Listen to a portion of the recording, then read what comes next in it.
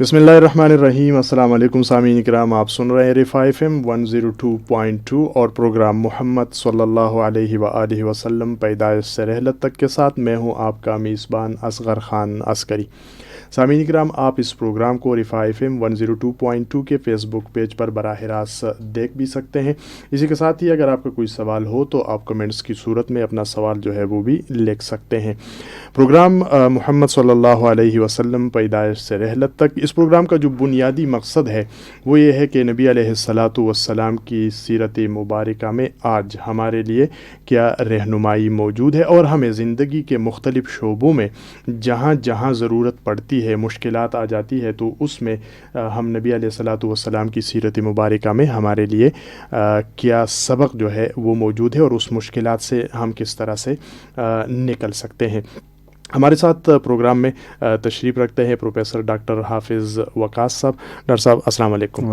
Doctor صاحب، گزشتہ programme میں تو جو نبی علیہ الصلاۃ والسلام اور ان کے ساتھیوں کا، بلکہ ان کے خاندان کا جو معاشی وہ کیا بائیکاٹ کیا گیا تھا، وہاں سے تو وہ نکل آئے، لیکن اگلا سال اس سے بھی مشکل نبی علیہ الصلاۃ والسلام کا جو ہے وہ شروعات ہو گئی، اور وہ مشکل سال کس وجہ سے ہوا، تو جو سانحات اس میں ہوئے اس کی تفصیل اگر آپ۔ بسم اللہ الرحمن الرحیم۔ اچھا، یہ معاشی بائیکاٹ ختم ہونے کے بعد مزید مشرکین کی طرف سے صحابہ کرام اور آپ صلی اللہ علیہ وسلم کو اذیتیں دینے کا سلسلہ بڑھ گیا، اور یہ بھی نظر آ رہا تھا ان کو کہ ابو طالب کی اب صحت خراب ہو رہی ہے۔ اچھا، یہ اس کو میں خوبی کہتا ہوں کہ بزدلی برداشت نہیں کرتے تھے ابو طالب بھی اور پورا عرب بھی۔ ہاں، تو ان کو اس بات کی فکر تھی کہ کل کو ابو طالب کا اگر انتقال ہو جاتا ہے اور اس کے بعد ہم کوئی محمد صلی اللہ علیہ وسلم پر کوئی اٹیمپٹ کرتے ہیں تو لوگ ہمیں کہیں گے کتنے بڑے بزدل ہو، جب تک ان کے چچا موجود تھے تو کوئی ہمت نہیں کر سکے۔ تو ایک مرتبہ پھر وہ ابو طالب کے پاس آتے ہیں کہ اپنے بھتیجے کو سمجھا لو، لیکن پھر وہی ابو طالب کو نبی صلی اللہ علیہ وسلم طریقے سے منع کر دیتے ہیں۔ پھر اس کے بعد ابو طالب کی وفات ہو جاتی ہے۔ صحیح، تو ظاہر سی بات ہے، ابو طالب، یہ نبوت کا 10واں سال ہے۔ صحیح، بالکل۔ اور ابو طالب نے آپ صلی اللہ علیہ وسلم کو 8 سال کی عمر سے اپنے ساتھ رکھا تھا، اور اس وقت آپ صلی اللہ علیہ وسلم کی عمر 50 سال تھی۔ تو آپ لگا لیں کہ 42 سال جی آپ صلی اللہ علیہ وسلم سمجھ لیں ابو طالب کے پاس رہے ہیں۔ تو بڑی اہمیت تھی آپ صلی اللہ علیہ وسلم کے لیے، بڑے غم کی بات تھی کہ ابو طالب کا انتقال ہو گیا۔ اسی کچھ ہی دنوں کے بعد پھر آپ صلی اللہ علیہ وسلم کی پہلی بیوی حضرت خدیجہ رضی اللہ تعالیٰ عنہا کا انتقال ہوا اور دنیا سے چلی گئیں۔ آپ صلی اللہ علیہ وسلم کا بڑا گہرا تعلق تھا۔ یہ وہ واحد بیوی ہیں کہ ایک تو پہلی بیوی تھی، دوسرا یہ کہ 25 سال آپ صلی اللہ علیہ وسلم نے ان کے ساتھ زندگی گزاری ہے۔ تو ان کی اپنی عمر اس وقت 65 سال تھی انتقال کے وقت، اور آپ صلی اللہ علیہ وسلم کی عمر 50 سال تھی، تو 25 سال دونوں کا ساتھ رہا ہے۔ اور ان کی موجودگی میں پھر آپ صلی اللہ علیہ وسلم نے کوئی دوسری شادی نہیں کی۔ صحیح۔ تو اس سے ایک پیغام تو یہ اخذ کیا جا سکتا ہے کہ پہلی بیوی کی موجودگی میں دوسری شادی آپ صلی اللہ علیہ وسلم نے نہیں کی۔ سنت تو ہمیں یہ بتاتی ہے۔ ان کا انتقال ہوا، پھر سودا رضی اللہ تعالیٰ عنہ، پھر حضرت عائشہ رضی اللہ تعالیٰ عنہ، پھر دیگر سے بھی ہوتی رہی، لیکن پہلی بیوی سے آپ صلی اللہ علیہ وسلم کا خاص ایک بہت قلبی لگاؤ تھا۔ اور یہ بھی آتا ہے کہ حضرت عائشہ رضی اللہ تعالیٰ عنہ نے ایک مرتبہ کہا کہ آپ کیوں ان کو یاد کرتے رہتے ہیں، وہ تو چلی گئی ہیں۔ تو آپ صلی اللہ علیہ وسلم نے ذرا ریئیکٹ کیا اس پہ اور کہا کہ اس نے مجھے اس موقع پر میری سپورٹ کی تھی کہ جب کوئی نہیں تھا میرے ساتھ، اور میری مال سے بھی مدد کی تھی، میری اخلاقی سپورٹ بھی کی تھی۔ تو حضرت خدیجہ رضی اللہ تعالیٰ عنہ کا بہت پھر آپ صلی اللہ علیہ وسلم کو بہت بڑا غم لگا تھا۔ پھر اس کے کچھ عرصے بعد پھر حضرت سودا بنت زمعہ رضی اللہ تعالیٰ عنہ، جن کی اپنی عمر 50 سال تھی، آپ صلی اللہ علیہ وسلم کی 50 سال تھی۔ صحیح۔ تو ان سے شادی کا جو مقصد تھا کہ وہ بچوں کی ذرا سرپرستی ہو، گھر میں ایک خاتون ہونی چاہیے، تو ایک بیوہ خاتون تھیں، پھر آپ صلی اللہ علیہ وسلم نے ان سے شادی کی تھی۔ صحیح۔ اچھا ڈاکٹر صاحب، یہ سال 10 نبوی، ابو طالب کا انتقال، سیدہ خدیجۃ الکبریٰ رضی اللہ تعالی عنہا کا انتقال، بہت بڑا سانحہ۔ اگر ہم یوں سمجھ لیں کہ اس وقت نبی علیہ الصلاۃ والسلام وہ معاش کی تمام فکر اور اس سے آزاد تھے، کیونکہ حضرت خدیجہ رضی اللہ تعالیٰ عنہ وہ سارا سب کچھ وہ اس کو سپورٹ کرتی تھی۔ باہر جو تکلیفیں وغیرہ برداشت کرنی پڑتی تھی، اندر آ کے جو ہے وہ بڑی خند پیشانی کے ساتھ وہ ان کو حوصلہ دیا کرتی تھی. تو نبی علیہ الصلوۃ والسلام اس کے بعد طائف کا سفر کرتے ہیں. طائف کیوں گئے نبی علیہ الصلوۃ والسلام؟ اچھا، اس میں دو سوال ہیں. صحیح. ایک تو یہ ہے کہ طائف کیوں گئے، جی یعنی مکہ سے باہر کیوں نکلے. جی. دوسرا یہ کہ طائف ہی کیوں گئے. طائف ہی کیوں گئے، یہ بالکل دونوں الگ الگ سوال ہیں. ٹھیک. تو پہلی بات تو یہ ہے کہ مکہ کے اندر آپ صلی اللہ علیہ وسلم نے ایک ایک گھر دعوت پہنچا دی. صحیح. اتمام حجت سے ایک ایک گھر پہ ایک ایک دروازے دلوں کو کھٹکھٹا دیا، دروازوں کو بھی اور دلوں کو بھی. بالکل. تو دوسری وجہ یہ تھی کہ ابو طالب کے انتقال کے بعد آپ صلی اللہ علیہ وسلم کے خاندان کی جو سرداری تھی جی اب وہ ابو لہب کے حصے میں آ گئی تھی. صحیح. تو ابو لہب سے کسی بات کی کوئی مثبت امید نہیں تھی، خیر کی توقع نہیں تھی. تو لہٰذا آپ صلی اللہ علیہ وسلم نے مکے سے باہر اب موو کیا کہ وہاں پہ ہمیں دعوت دینی چاہیے. صحیح. میرا یہ احساس ہے کہ آپ صلی اللہ علیہ وسلم جس طرح گئے ہیں تو اندازہ یہ ہے کہ آپ صلی اللہ علیہ وسلم نے ایک طریقے سے مکہ چھوڑ دیا تھا. اچھا. کیونکہ جب واپس آئے تو پھر آپ صلی اللہ علیہ وسلم نے پناہ طلب کی ہے. جی. تو جس کی وجہ سے پناہ ملی تھی مطعم بن عدی کی. تو اب دوسرا سوال یہ کہ طائف ہی کیوں.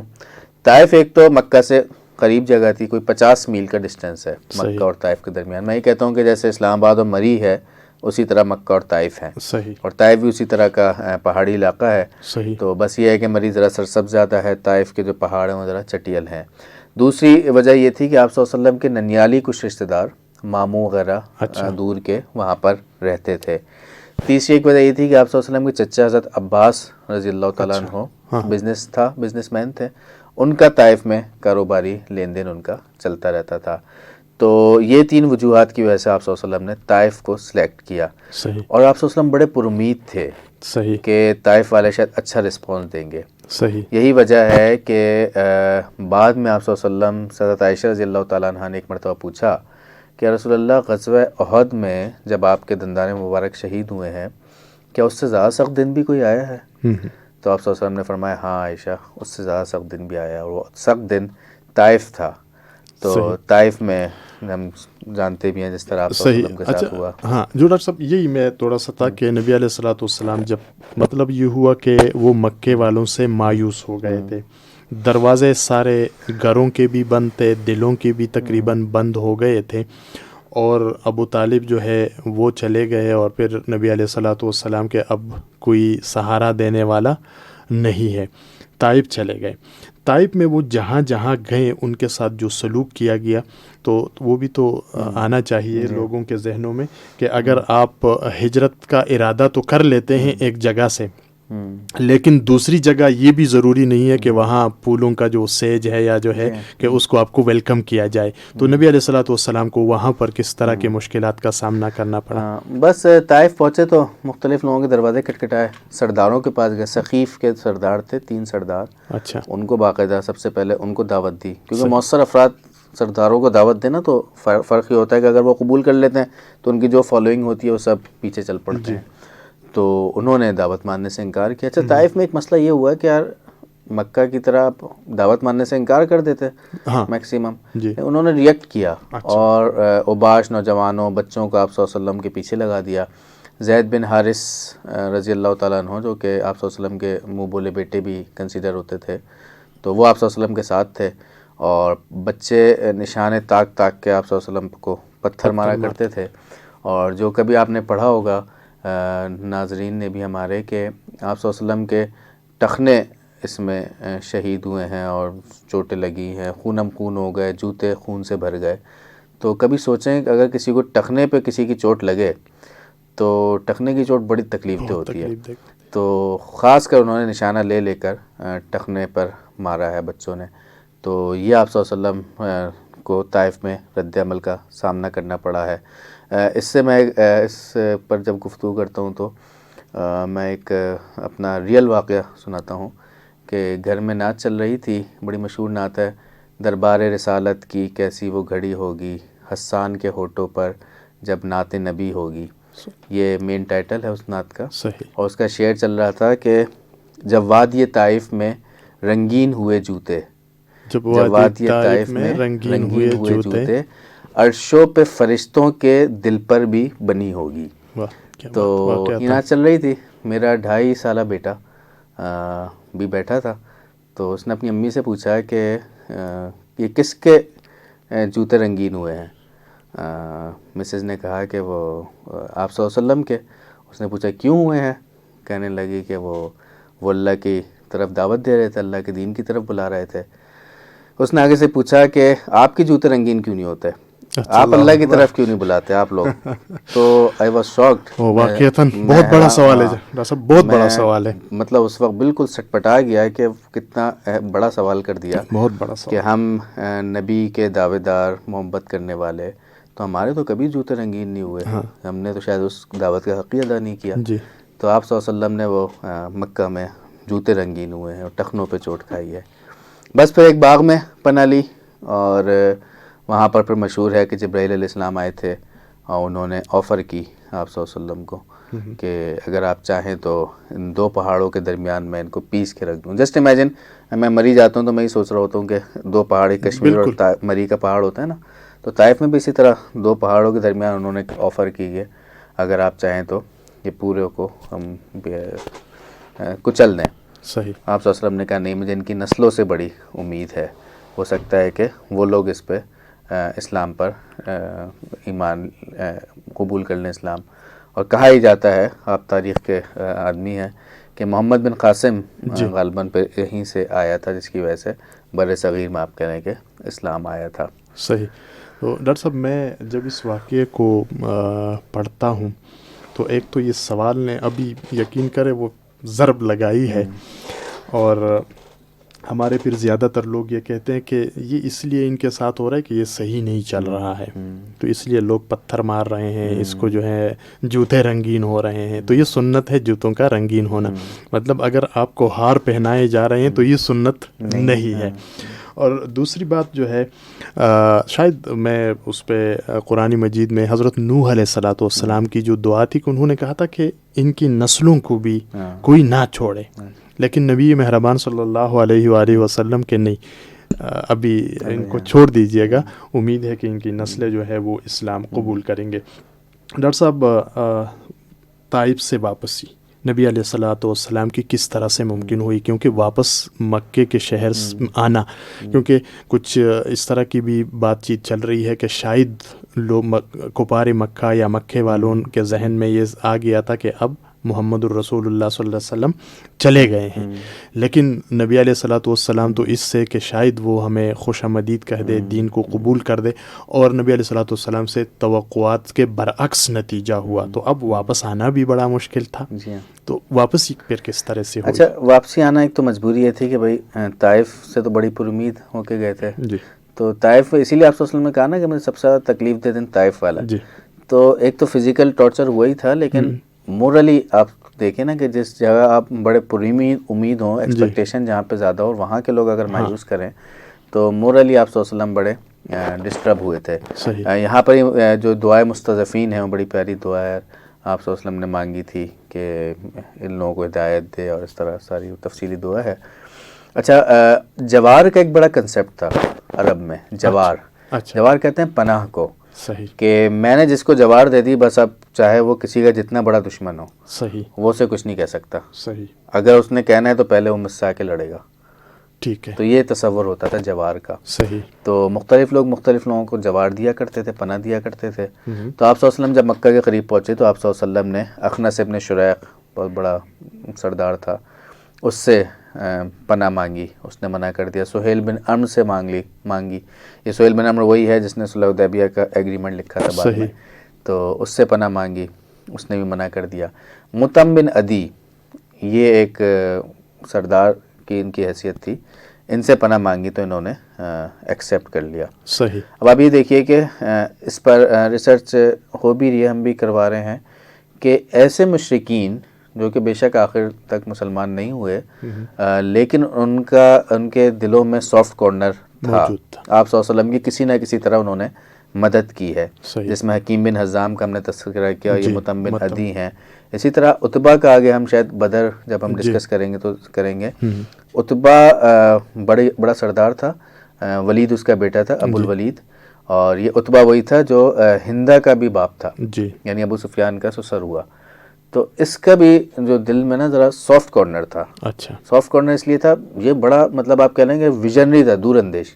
صحیح. تو اس نے بھی آپ صلی اللہ علیہ وسلم کو قائل کرنے کی کوشش کی. آپ صلی اللہ علیہ وسلم کو اکیلے اس نے کہا تھا کہ میں جاؤں گا اور ڈسکشن کروں گا. صحیح. تو سمجھدار زیرک تھا. تو آپ صلی اللہ علیہ وسلم نے اس کو جواب میں حامیم سجدہ کی آیتیں سنائی تھیں. صحیح. تو جب یہ واپس آیا تو ان لوگوں نے کہا تمہارا تو چہرہ ہی تبدیل ہوا ہوا ہے. صحیح. تو اس نے کہا کہ دیکھو میں یہ سمجھتا ہوں کہ ان کو اس کے حال پہ چھوڑ دو.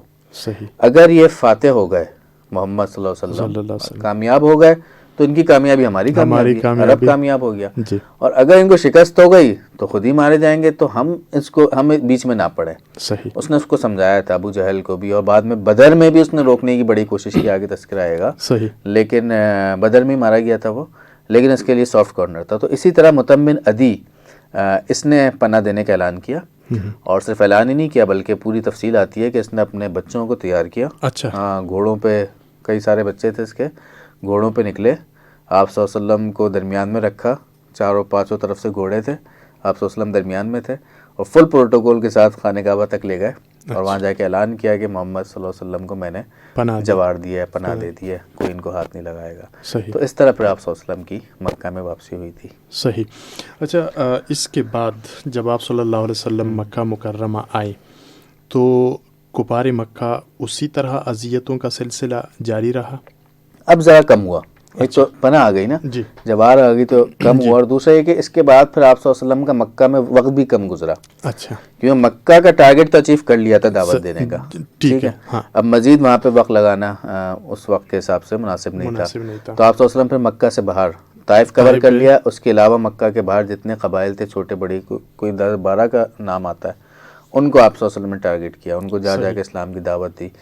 ایک آدھ نے بمشکل پازیٹیو رسپانس دیا، ورنہ سب نے ہی یکسر انکار کر دیا. صحیح. اچھا ڈاکٹر صاحب، اب یہاں پر جب ہم آتے ہیں، نبی علیہ الصلوۃ والسلام طائف سے واپس مکہ آ جاتے ہیں، تو یہاں سے انصار ان کے اسلام لانا جو ہے وہ بھی شروع ہو جاتا ہے. تو 10 نبوی میں تقریباً جو ہے، اس کے بعد 11 میں بیعت عقبہ اولا یہ شروع ہو جاتی ہے، اور یہ لوگ آتے ہیں. نبی علیہ الصلوۃ والسلام کا ان کو تبلیغ کا طریقہ کیا ہوتا، کس طرح سے وہ جاتے تھے، کیونکہ ایک تو ہر پناہ میں تھے نبی علیہ الصلوۃ والسلام، اور دوسرا یہ کہ جیسا آپ نے کہا کہ جناب مکے کے اوپر اتمام حجت ہو گیا تھا، طائف والوں نے جو ہے وہاں سے منظور کرنے سے یا قبول کرنے سے انکار کر دیا. اب یہ جو 2 سال ہے تقریباً، یہ ٹرانزیکشن پیریڈ ہی ہے کہ اب آپ نے کسی اور سمت نکلنا ہے، کسی اور بستی جانا ہے. تو یہ 2 سالوں میں 11 اور 12 نبوی میں یہ انصار کا آنا شروع ہوا. تو نبی علیہ الصلوۃ والسلام کا ان کو دعوت دینا، بیعت عقبہ جو اولا ہے، پھر جو ثانیہ ہے، اس کی تفصیل بھی. اچھا، اس میں ایسا ہے کہ حج کے موقع پر، جی، ذی الحج آخری مہینہ ہوتا ہے نبوت کے 11ویں سال، جی، حاجی جب حج کرنے آئے تو مدینہ سے جو لوگ آئے ان کے خیموں میں جا کر آپ صلی اللہ علیہ وسلم نے دعوت دی. صحیح. تو دعوت تو حج کے موقع پہ شروع سے دے رہے تھے. اب جب سے نبوت کے بعد سے 3 سال چھوڑ کر جب اعلان دعوت شروع کی تو پھر سب کو دے رہے تھے، اور حج کا موقع استعمال کرتے تھے. اپرچونیٹی اچھی تھی، دور دور سے لوگ آتے تھے. جی. تو ایسے میں مدینہ کے کچھ لوگوں کو دعوت دی، اور تو 6 افراد کہا جاتا ہے کہ وہ مسلمان ہوئے، اور پھر ان کو ٹاسک دیا گیا، کسی کو پتہ نہیں چلا، صرف ان کو ٹاسک دیا گیا آپ مدینہ جائیں اور وہاں پر جا کر آپ باقیوں کو بھی مسلمان کریں، اپنی دعوت پہنچائیں. صحیح. تو یہ 6 سعادت مند روحیں ہم انہیں کہہ سکتے ہیں، جس میں اسد بن زرارہ رضی اللہ تعالیٰ عنہ بڑا نام تھا، رافع بن مالک تھا، عقبہ تھا، اس طرح کے نام تھے صحابہ کرام کے جو انصار تھے، مدینہ کے تھے. انہوں نے دعوت قبول کی اور پھر مدینہ جا کر انہوں نے اپنی دعوت کو بڑھایا. صحیح. تو 1 سال جو ان کو ٹاسک دیا گیا تھا انہوں نے بہت اچھی طریقے سے اس ٹاسک کو پورا کیا. صحیح. تو ڈاکٹر صاحب، اس میں یہ جو بیعت عقبہ اولا ہے، اس میں یہ جو 6 لوگ تھے، یہ جب واپس جا رہے تھے تو نبی علیہ الصلوۃ والسلام نے کسی صحابی کو ان کے ساتھ بھیجا تھا کہ آپ وہاں پر جائیں اور لوگوں کو دعوت دیں؟ جی ہاں، مصعب بن عمیر رضی اللہ تعالیٰ عنہ اسلام کے سفیر، پہلے سفیر ہم کہہ سکتے ہیں. صحیح. اور as a teacher, being a teacher وہ مدینہ گئے.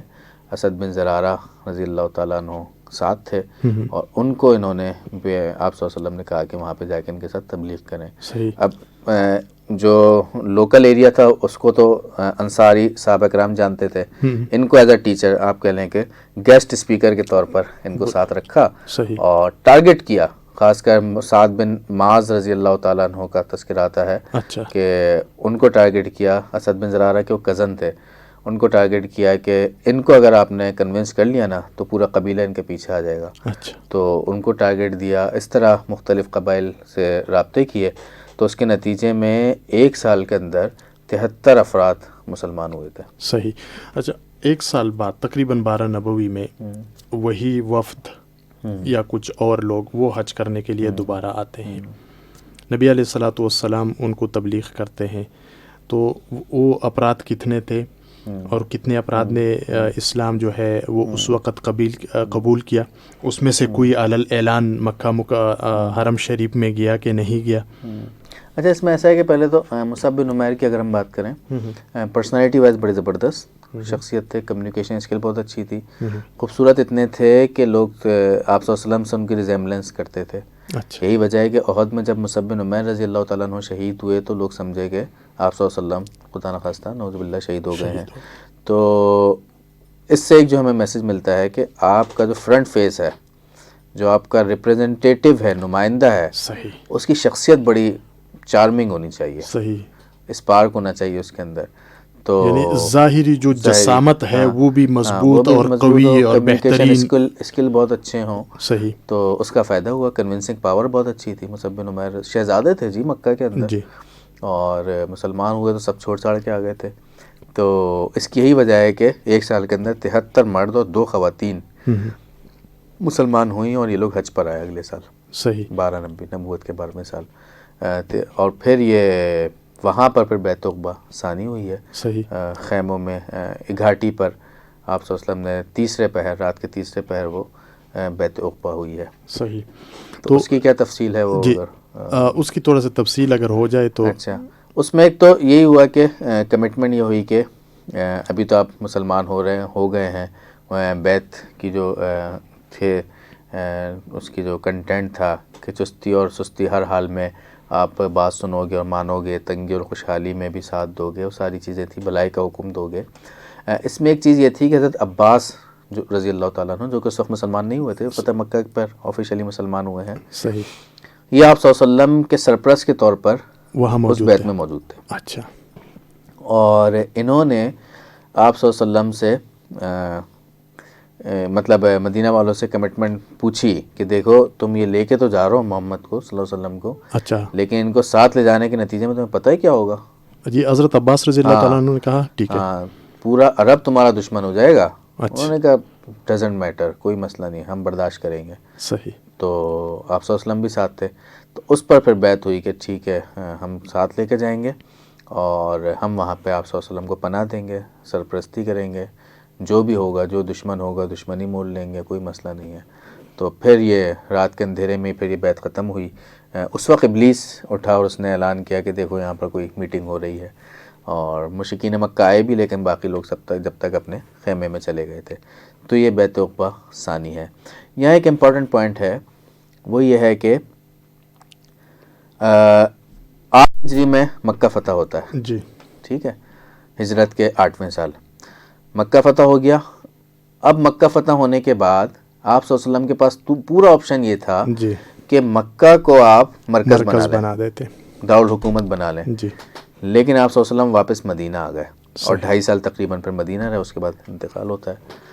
تو میرے ذہن میں سوال آیا 3-4 سال پہلے، میں نے اپنی مسز سے ڈسکس کیا اور دوسرے گھر پہ ڈسکس کیا، کسی کے پاس کوئی جینون جواب نہیں تھا. ایون یہ کہ پھر اسکالرز سے، مختلف اسکالرز علماء کرام سے میں نے پوچھا کہ بھائی مکہ، خانہ کعبہ مکہ کے اندر ہے، جی بالکل، جائے پیدائش بھی ہے اور اپنا شہر ہے، اپنا شہر کسے پیارا نہیں ہوتا، اور پورے عرب سے لوگ حج کرنے وہاں پہ آتے ہیں. تو آپ یہ کہہ لیں دعوتی نقطہ نظر سے بھی، سیاسی لحاظ سے بھی، ہر لحاظ سے مکہ مرکز بن سکتا تھا. لیکن آپ صلی اللہ علیہ وسلم نے مکہ کو مرکز نہیں بنایا. وائے؟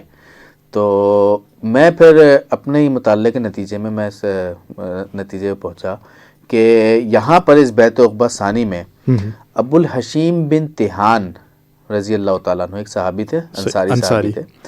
تو انہوں نے اس موقع پر آپ صلی اللہ علیہ وسلم سے بات کی تھی، کہا تھا کہ یا رسول اللہ صلی اللہ علیہ وسلم ابھی تو آپ ہمارے ساتھ جا رہے ہیں جی، لیکن کل کو آپ کا شہر اگر فتح ہو گیا اور آپ کے کنٹرول میں آ گیا تو کہیں ایسا تو نہیں کہ آپ ہمیں چھوڑ کے آ جائیں گے. آپ صلی اللہ علیہ وسلم مطلب ان اس کا بھی وقت مسکرائے، ان کا ویژن بھی دیکھیں، ان کو تھا کہ کل کو یہ فتح ہونا ہے. تو آپ صلی اللہ علیہ وسلم مسکرائے. آپ صلی اللہ علیہ وسلم نے فرمایا کہ نہیں، اب میں تمہارے ساتھ جا رہا ہوں تو میری دوستی تمہاری دوستی ہے، میری دشمنی تمہاری دشمنی ہے، اور میں تمہارے ساتھ ہی رہوں گا، مرنا جینا مرنا تمہارے ساتھ ہے. اور نبی اگر کوئی کمٹمنٹ کر لے تو نبی کو عیب نہیں دیتا کہ اس کمٹمنٹ کو خراب کرے. تو نبی نے ایک صحابی سے کمٹمنٹ کی. بے شک آپ کہہ لیں کہ سیاسی لحاظ سے مکہ بہتر تھا، لیکن کمٹمنٹ پوری کی، اور آپ صلی اللہ علیہ وسلم فتح مکہ کے بعد مدینہ روانہ ہوئے. صحیح. اور پھر مدینے والوں نے بھی تو حق تو ادا مدینہ والوں نے تو حق ادا کیا. تو پھر جب حق ادا کیا ہے تو ظاہر سی بات ہے پھر میثاق کو پورا کرنا جو ہے وہ فرض ہو جاتا ہے. ڈاکٹر صاحب بہت شکریہ. اگلے پروگرام میں چونکہ اب دو چیزیں جو ہے وہ بالکل بہت بڑی چیزیں ہیں. ایک تو معراج کا واقعہ ہے، اس پر ہم تفصیل سے انشاءاللہ بات کریں گے، اور معراج کے بعد جو ہے پھر نبی علیہ الصلاۃ والسلام اللہ کے حکم سے ہجرت جو ہے وہ مکے سے مدینہ چلے جاتے ہیں. تو ان دونوں موضوعات کے اوپر انشاءاللہ تفصیل سے گفتگو کریں گے کہ معراج کا واقعہ کس طرح سے پیش آیا، کس طرح سے نبی علیہ الصلاۃ والسلام گئے، راستے میں کن کن لوگوں سے ملاقات ہو گئی، آسمانوں کے اوپر جو ہے کن کن لوگوں سے ملاقات، پھر معراج میں کون کون سے تحفے جو ہے وہ دے دیے گئے ہیں، اور یہ ساری اس کے اوپر بھی، اور ہجرت مکہ مدینہ کے اوپر جو ہے اگلے پروگرامات میں انشاءاللہ پھر ہم تفصیل سے تذکرہ کریں گے. سامعین اکرام، اسی پروگرام میں کوشش ہماری یہی ہے کہ اس زمانی ترتیب کے حساب سے ہم چلیں اور سیرت کا ہر پہلو وہ آپ کے سامنے رکھیں. اور سامنے رکھنے کا مطلب یہ ہے کہ اس میں آج ہمارے لیے کیا اسوہ حسنہ موجود ہے. جس طرح ڈاکٹر صاحب نے کہا کہ جب آپ کوئی سفیر بیچتے ہیں، کسی کو اپنا بلکہ ترجمان مقرر کرتے ہیں، تو اس کا جو ظاہری شباہت ہے، فزیک جو ہے وہ بھی خوبصورت ہونا چاہیے، مضبوط ہونا چاہیے، اعلیٰ ہونا چاہیے، اور اس کے اندر سوچنے کی، سمجھنے کی جو صلاحیت ہے، تدبر جو ہے وہ ہونا چاہیے. اس کے اندر بولنے کی طاقت ہونی چاہیے کہ اپنے مخالف کو کس طرح سے قائل کرنا ہے. اور صرف اپنے بارے میں علم نہیں ہونا چاہیے کہ پاکستان کے بارے میں اس کو علم ہو، بلکہ اگر وہ کسی اور ملک کے ساتھ بات چیت کر رہا ہے تو اسے افغانستان کے بارے میں بھی علم ہونا چاہیے کہ جو مخالف میرا بیٹھا ہوا ہے اس کا جو ہے یعنی ان کا جو روایات ہے، ان کی جو ثقافت ہے وہ کیا ہے، اس سے بھی ان کو آگاہ ہونا چاہیے. تو یہ نبی علیہ الصلاۃ والسلام کی اسوہ حسنہ ہے کہ انہوں نے ہمیشہ ایسے سپراء کا انتخاب کیا کہ جو ہر لحاظ سے یعنی بالکل اپنے اس شعبے کے ماہر تھے. سامعین کرام، اس پروگرام کو آپ تک پہنچا رہے تھے ہمارے اسٹوڈیو انجینئر واجد محمود صاحب. آپ سنتے رہیے گا رفا FM 102.2. اصغر خان عسکری کو اجازت دیجیے. اللہ نگہبان.